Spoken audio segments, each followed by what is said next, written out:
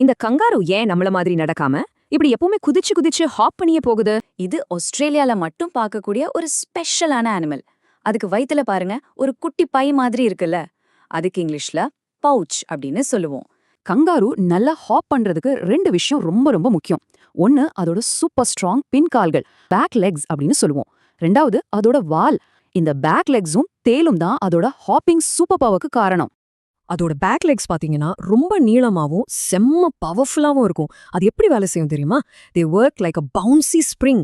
ஆமா, நீங்க விளையாடுற ஸ்ப்ரிங் மாதிரி தான் டங் டங்னு பவுன்ஸ் ஆகும். அதனால தான் அதுக்கு நடக்கிறத விட ஹாப் பண்றது ரொம்ப ரொம்ப ஈஸி. அப்படி குதிக்கிறதுனால கங்காருவால ரொம்ப வேகமா போக முடியும். Hopping helps them go fast. யாராவது எதிரிகள் கிட்ட வந்தா கூட வேகமா ஹாப் பண்ணி தப்பிச்சு ஓடிடும். ஒரு கங்காரு ஒரே ஒரு ஹாப்ல 8 மீட்டர்ஸ் தூரம் வரைக்கும் தாண்டும்.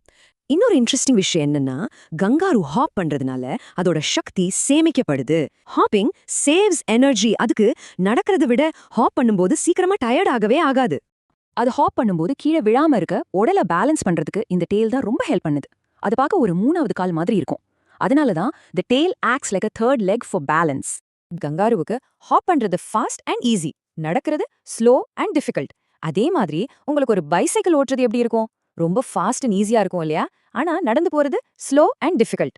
கங்காருவுக்கு அதோட ஹாப்பிங் எப்படி ஈஸியோ அதே மாதிரி தான் உங்களுக்கு பைசைக்கிள் ஓட்டுறது. Nature gives everyone a unique power. அந்த மாதிரி கங்காருவோட பவர் அதோட ஹாப் தான். கங்காரு மாதிரி உங்களுக்கும் கண்டிப்பா ஒரு சூப்பரான திறமை இருக்கும். சில பேர் நல்லா பாடுவீங்க, சில பேர் அழகா டிராயிங் பண்ணுவீங்க. Find your strength just like the kangaroo. உங்க ஸ்ட்ரென்த் என்னன்னு கண்டுபிடிச்சு அதை நல்லா வளர்த்துக்கணும், சரியா?